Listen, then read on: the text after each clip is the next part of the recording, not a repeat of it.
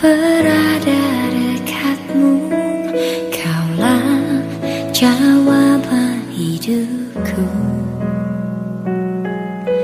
Hatiku tenang berada dekatmu, kau yang pelihara hidupku. Pertolonganmu begitu ajaib, kau telah memikat hatiku. Di saat aku tak sanggup lagi, di situ tanganmu bekerja.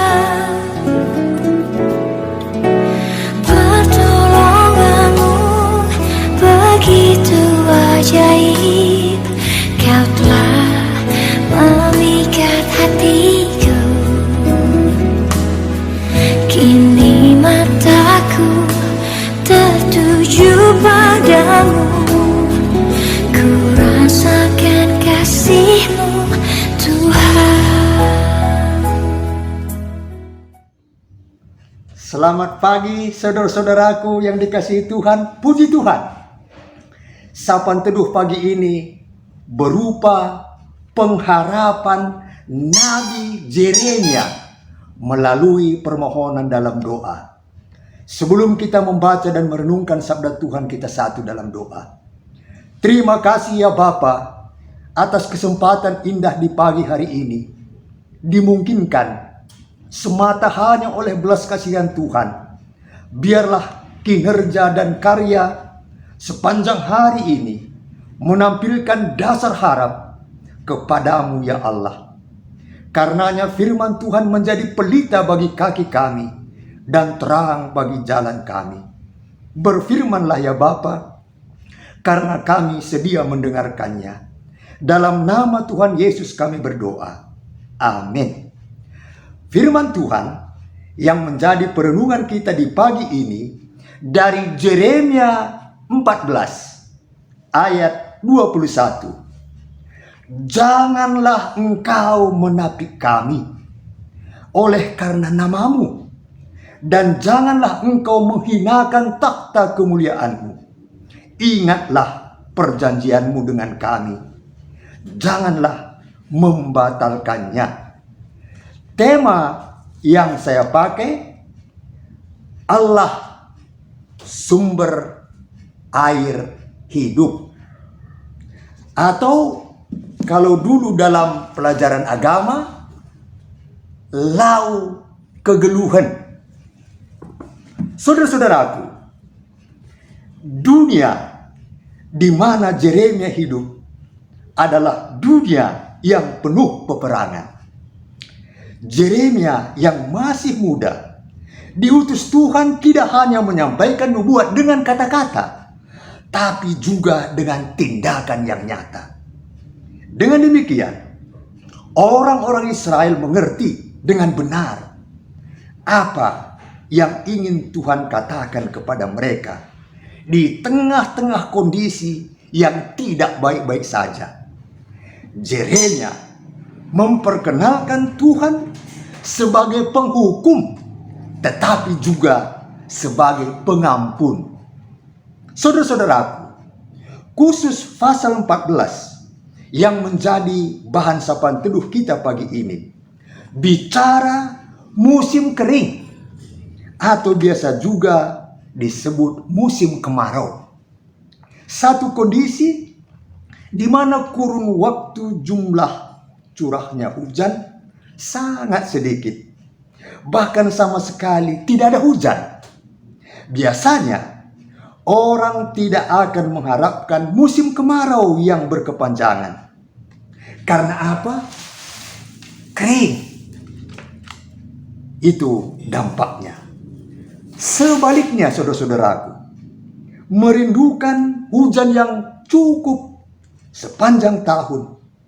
Terlebih bagi para petani, tentu dengan harapan supaya tanaman yang ditanam itu, baik di sawah atau di ladang, tumbuh dengan subur dan hasilnya pun berlimpah ruah.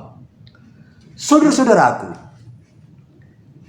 Yeremia harus menyampaikan firman Allah ini kepada orang-orang Yehuda.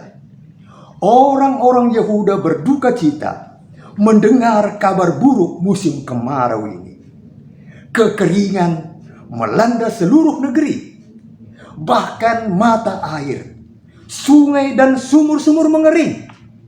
Dampaknya sangat dirasakan di seluruh tanah Yehuda. Segala tumbuh-tumbuhan dan tanam-tanaman sekali lagi kering, mati.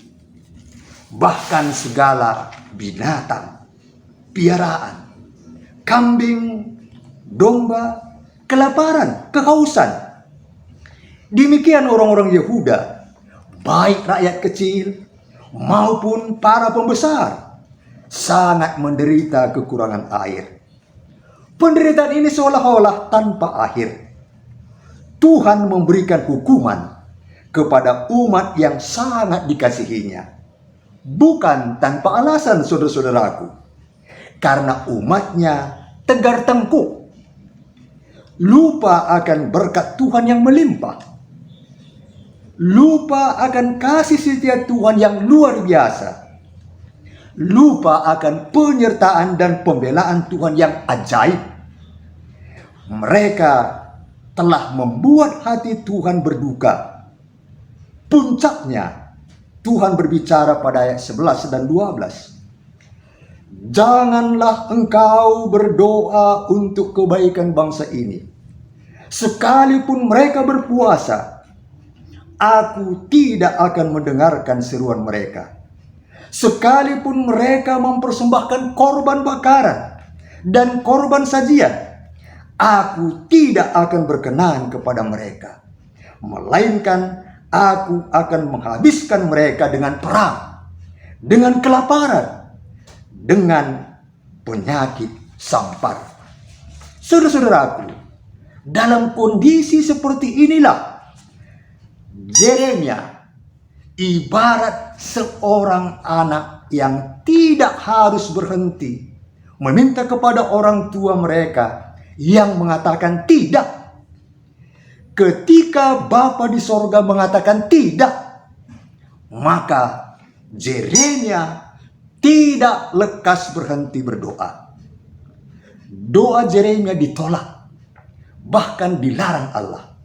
Tetapi Yeremia terus dan terus berdoa. Walaupun bangsa Yehuda tegar tengkuk dan hati mereka tetap tertuju kepada berhala-berhala, sambil terus merasa aman dan damai seperti ajaran para nabi palsu, dan tidak merendahkan diri. Tetapi Yeremia yang sangat terbeban berdoa mewakili bangsanya.